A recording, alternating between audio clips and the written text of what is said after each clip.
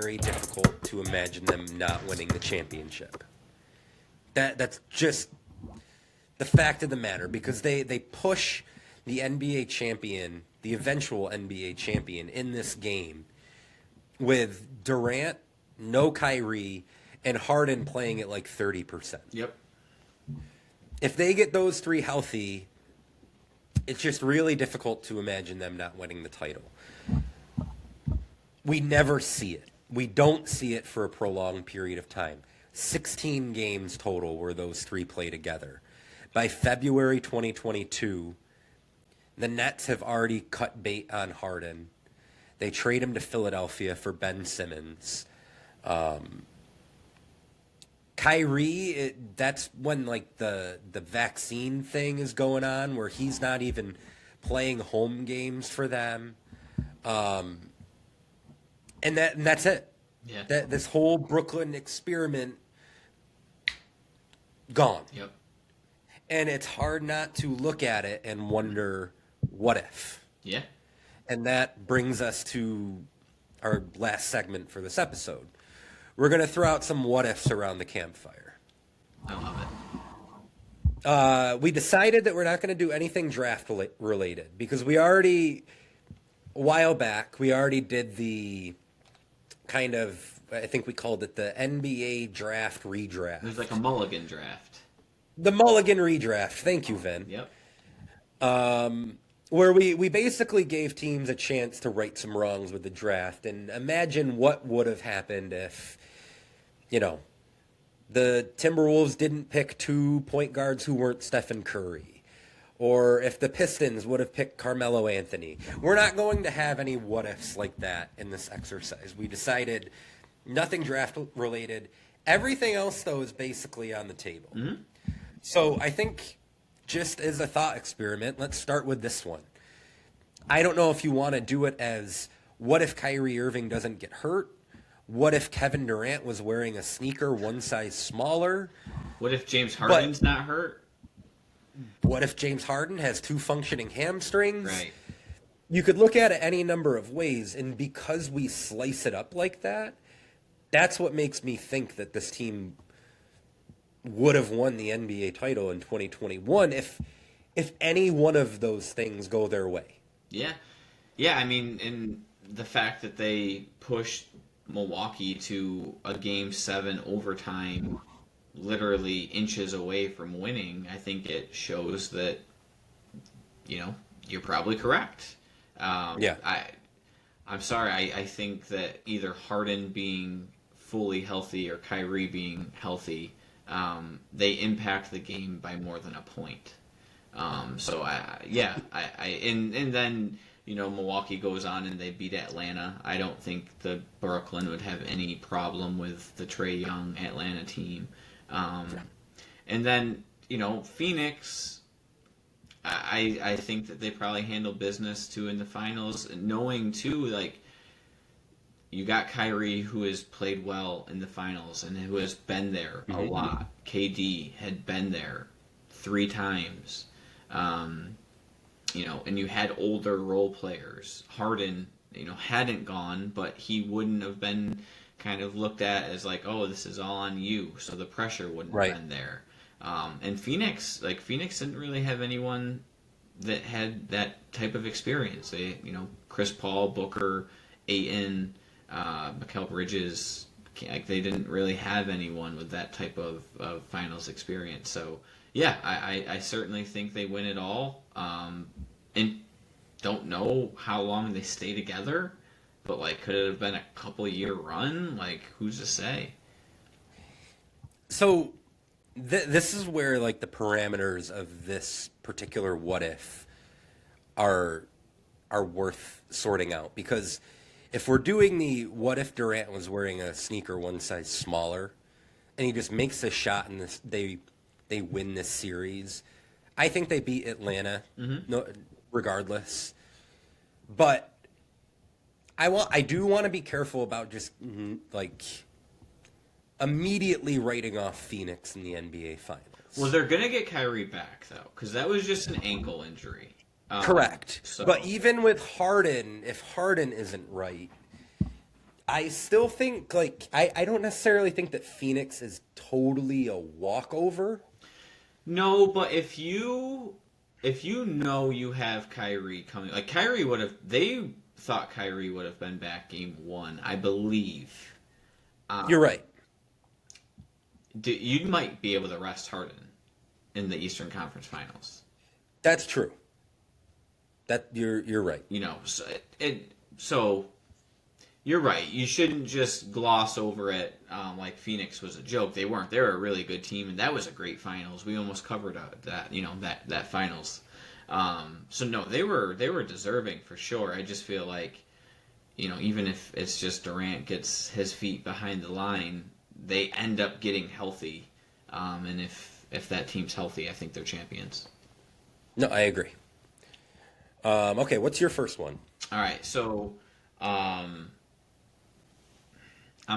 got a couple homer picks. I can't lie. Little March Madness has me a little bit in my feel. So how many are we doing? Are we doing 4 or 3? Whatever. Okay.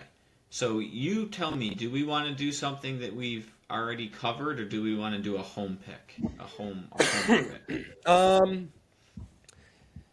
I've got one that we like kind of covered. Like we covered a game of this player. Okay. But not really. So I'll go with a game that we covered, and I'm going to give you 2. I'll do 2 because I have 4. Okay. I have 4, so on my first go around, I'll give you 2. Make the first one quick. What if Ron Artest doesn't beat up a fan? I think that's a great what if in NBA history. He was a defensive player of the year before. He was averaging 25, 6, and 3 in the 7 games or the 9 games leading up to it. Coming off a season where the Pacers were the first team in the East. They were 7-2 to start the year. We find out that Reggie's going to retire at the end of the year too. This is all stuff that we've covered. So I'm not going to beat a dead horse on this, but I do really think that if he doesn't go in that crowd, things are very different for not only him but for Indiana, and that's like changes Reggie's career too. Like if Reggie gets a championship on his way out, is he looked at as like a Dirk? Yep. There's a lot of different what ifs. So that's my first teaser. That's like an outside looking in. I got 2 homer picks, and then I got my biggest one that I don't have any research on, but I'm going to ask you a bunch of questions. So my first homer pick is, what if Grant Hill's ankles don't fall off? So Grant Hill in his first 6 seasons averaged 22, 8, and 6, which those numbers now don't really jump out at you, but back then, like with the scoring being what it was, those are big numbers. He was the Rookie of the Year. He was a 5-time All-Star, and he was 3rd in MVP voting in '99. He gets traded to Orlando to pair with T-Mac, and nothing ever comes of it. And just as like a what if on top of this what if, which we covered in our Spurs episode. Yeah, Duncan. What if Duncan goes there? Right. And you get a healthy Grant Hill, T-Mac, and Duncan. And that was real. That was a real possibility. That was very real. Yeah, and if you that was definitely real. Go back and watch, I forget what episode that was. We'll have That was just on our Spurs episode. Yes. Go back and watch the Spurs episode. That was a very real thing. That I think it was families couldn't fly on the plane or couldn't fly, right? Doc Rivers screwed Orlando because he wouldn't let Duncan's family fly on the plane. Yep. So yeah, that's a great one. I mean, even without Duncan, if you're just pairing a healthy Grant Hill with T-Mac, and I wasn't even going there. I was just going, what happens to his career? From everything that I have been told. And I didn't get the pleasure really of watching him. I've watched some highlights, but and again, this is kind of obnoxious to even say it, but he was kind of like LeBron before LeBron a little bit. He was able to do everything, super athlete. He was 6'8", played point guard. He really, really could have been an impactful player in this era that we're covering. I think even if you don't want to say, if you're worried about saying LeBron before LeBron, you could say he's like maybe Scottie Pippen 2.0. Yeah, yeah, Just kind of like a do everything point forward, maybe not the defensive ceiling that Pippen had, but definitely I would say more capable offensively. yeah. Like an MVP candidate, at 20, 24, 25. Yeah, Like, you said it. He was third in MVP voting. yeah, Like, no, and specifically with T-Mac, if you just have those two together in Orlando, why couldn't they have made a finals run in 2001 or 2002? Like, right. Yeah, the East wasn't they absolutely necessarily could have. super Right. strong, so yeah. No, that's a good one. I'm going to throw out two injury-related ones just on top of that, since these are the only two injury-related ones I have. What if Derrick Rose never tore his ACL? And I threw in, what if Jamal Murray never tore his ACL? Ooh, Because, so the Rose one is obvious. right. They're the one seed in the East. It looks like they're going to be the natural rival for Miami during this Heatles run. He goes down. He misses the whole next season. He's never totally right after that. The Murray one to me is less obvious, but maybe just as impactful, because this came in the midst of a stretch where the Nuggets had won 8 games in a row after trading for Aaron Gordon. And this was actually in the 2021 Yeah. season. Yep. I think, and I actually may have written about this. I don't know, but I remember at that time, after they made the Gordon trade, feeling like, okay, this is the best team in the Western Conference. Yeah. Yeah.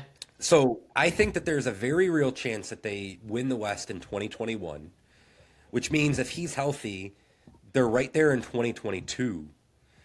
Instead, they have to wait until 2023 to finally get over the hump.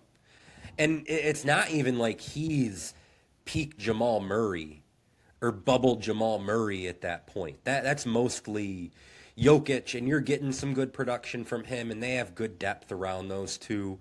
But if he's just on that bubble track and never has to deal with a torn ACL, not only for the Nuggets, I think they probably have more than one title, but I think we might be looking at him as like a multiple-time All-NBA guy, really like the number 2 to Jokic's number 1, where they're like almost co-stars as opposed to Jokic is up here and Murray's down here. Like, I think that gap maybe like shrinks if he never gets hurt.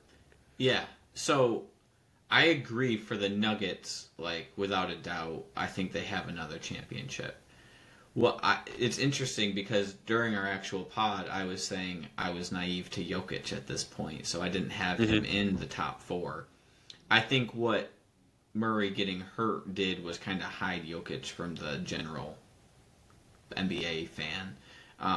What I would say is instead of Jokic being here, Murray here, then being like here, I feel like if Murray doesn't get hurt, they go from being here to here. Where maybe I should have moved my hands like that. You're right, because they it's not don't like Jokic drops. Right. I think Murray just continues to ascend. Right. Good call. Where yes, so no, I'm with you on that. And then going back, the Murray thing that impacts the Nuggets. He could be a star. D Rose getting hurt impacts the league because there's only a certain amount of those type of face of the league type players, and he was out of doubt was a face of the league type player. His style of play, the fact that he was from Chicago and he was playing with the Bulls, his athleticism, just his like pop culture phenomenon, almost coming out of Memphis. Yeah, that and they did. They had a perfect rivalry set up between them and Miami.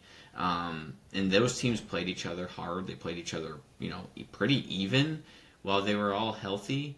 I don't think it changes much, and I think LeBron still gets his. But it makes it a little bit more challenging throughout the East, especially as he goes to Cleveland. Does that impact him even going to Cleveland? Who's to say? But yeah, those are two good ones for sure. All right, I'm gonna get my last homer pick, and it's the same thing. We're gonna stay with Duke announcers. So, what if Jay Williams doesn't get a motorcycle? Oof, yeah. So it's kind of similar to like the D Rose thing. Jay Will was a 2-time NCAA Player of the Year, one of the most probably exciting college players of his era. Drafted second only to Yao.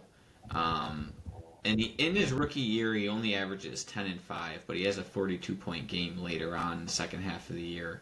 And it just felt like he was a player who really could have been type point guard in the league.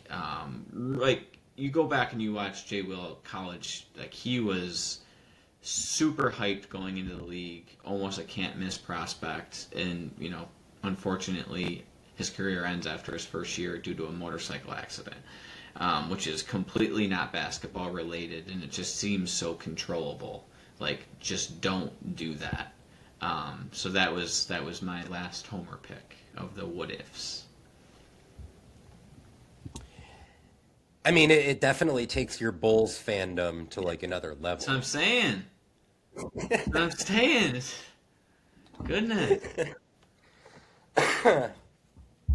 No, I don't have much to add. I mean, you definitely have clearer memories of Jay Williams playing for Duke than I do. And like you said, we only got 75 games of him in the NBA.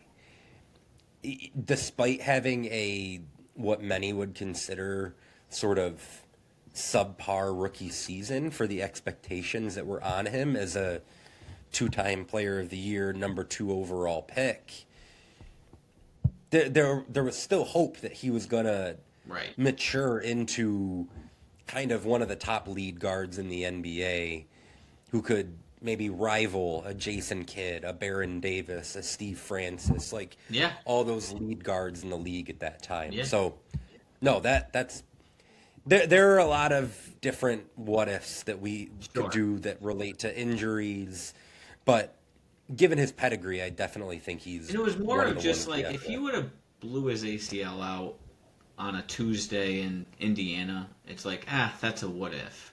But, like, the fact that he did it in the off-season on a motorcycle, it just kind of, it makes it a little bit more what-ify. No, totally. Okay. I will go with one that we have kind of touched on before. I'm just fascinated by the idea of Kawhi coming back to Toronto for one more year. So what if he just decides to run it back with the Raptors after winning the 2019 title? Mm-hmm. We talked about this. It was well known that he was going to go to LA. Mm-hmm. He was reportedly or apparently telling players on his own team, I don't know why they traded for me. I'm not staying here. But part of me really does wonder, like, was there a thought in his mind, like, okay, I could sign a 1-1 here and just try to go back to back? Or if that didn't even cross his mind. I don't think the way that you're laughing, I think you think it didn't even cross his mind. I don't think it even crossed his mind. I think Uncle Dennis was like, you're going to do your 1 year in Toronto like it was a prison sentence, and then we'll bring you back home. Like, he just made the most of his time there. Like, he was like, I'm there, I guess I'll win a championship. That's fine. I don't think he ever thought about it. It's crazy, though, that he didn't. Like, with the roster that they had, with the run that they just, went on. And the fact that they did everything he wanted to do. So he left San Antonio because he lost faith in, like, the medical staff. And Toronto catered to him didn't make him play much throughout the entire regular season. He only played 60 games in the regular season. And like it felt like he kind of was able to call all the shots there, and just nope, never was a thought, at least in my opinion. But yeah. So what's interesting about this what if though? Obviously, from the Toronto side, you wonder like, okay, could we have gone back to back? But from the Clippers side, that's a bigger what if. Likely, that's a bigger what if because they sign Kawhi, but that's part of like a package deal where Paul George is coming too. But we need you to trade a bunch of picks, a bunch of assets, one of which is the probably soon to be back-to-back MVP, Shai Gilgeous-Alexander. Yeah. So you could even throw like another what if out there. What if the Clippers just don't trade for Paul George? Yeah. And it's Shai and Kawhi. Right. It's better. It is undoubtedly better. And it's weird too because like they made the playoffs in LA. Shai did. And then he got traded and he made the playoffs in OKC his first year with Chris Paul. So, like, no, he wasn't at the level of MVP candidate like he is now, but he was a productive starting point guard right away.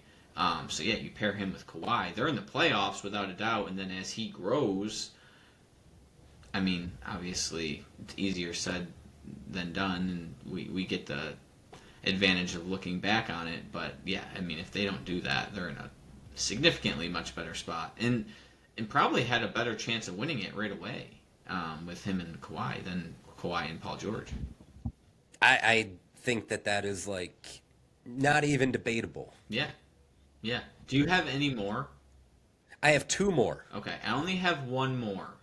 So do you want to shoot off? I'll throw one more out there, and this is actually another one that we kind of we touched on before, but I'm going to come at it from an angle that you're not going to see coming. There's going to be a unique little plot twist at the end of this what if. So, what if Robert Horry doesn't hip check Steve Nash into the scorers table in 2007? So, just the backstory. This is the second round of the playoffs. The series is going to be tied 2-2 with a Phoenix win in Game 4. Horry hip checks Nash into the scorers table, and Amari Stoudemire and Boris Diaw come off the Suns bench.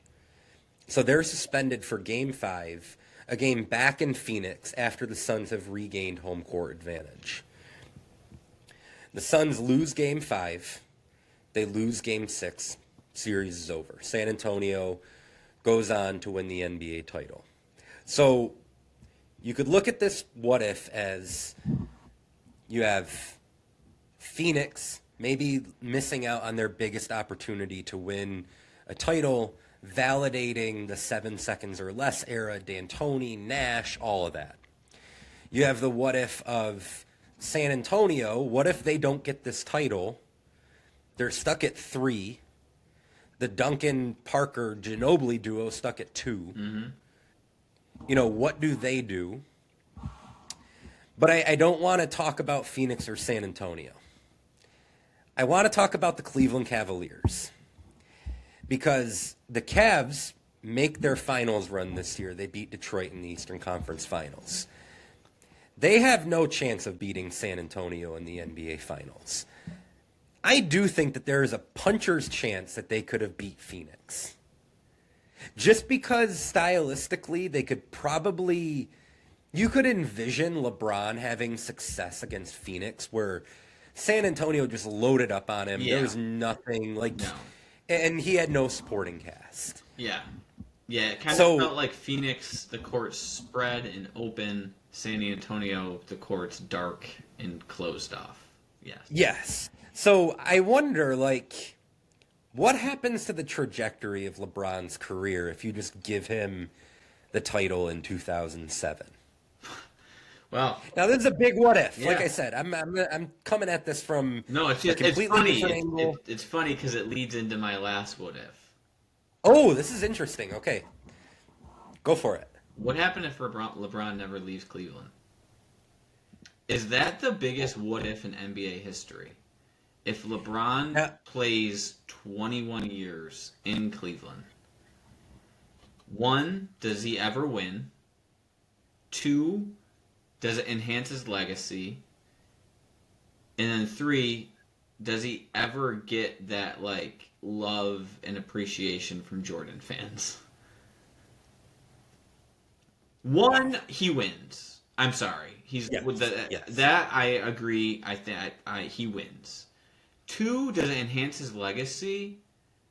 I'm not sure on that. I don't know. I actually think that him going other places has helped his legacy in it to move the NBA forward to where it is now, where it's like player led, and him staying in Cleveland, I don't think supports that. And then 3, does he ever get the love from Jordan fans? I don't think he does. So in saying that, I think that 2 out of the 3 probably don't happen. I think the only thing that does happen is that he wins. So it's kind of a blessing that he did go.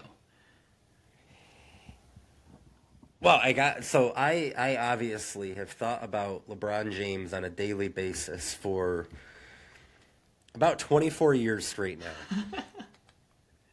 I strangely enough have not sat down and really thought out the like tentacles of what that would have looked like if he didn't Like growing leave old in Cleveland.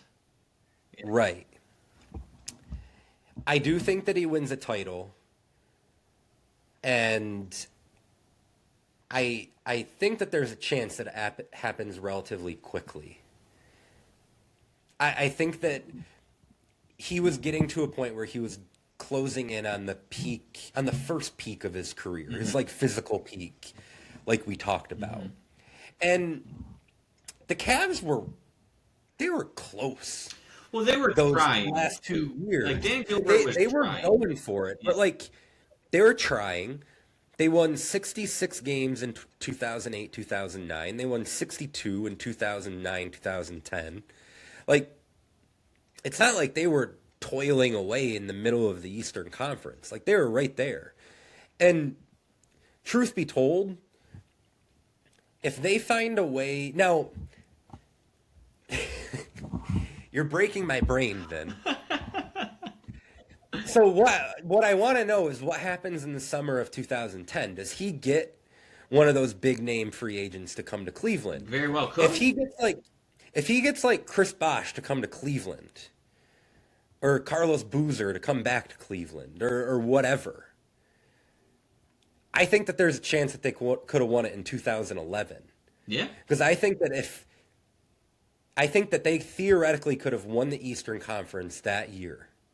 And if they're playing Dallas and he doesn't have all of the heat, not 1, not 2, not like he doesn't have all of that pressure on him, obviously he's going to go into the finals with pressure. Right. It's a different kind of pressure. Yep. It's not hate pressure. No, it's not you can't lose or else you're a joke. Like, right. yes. I think that there's a chance that they could have beat that Dallas team, assuming they continued on the trajectory of building a championship Right. quality team around him. Right. Wow.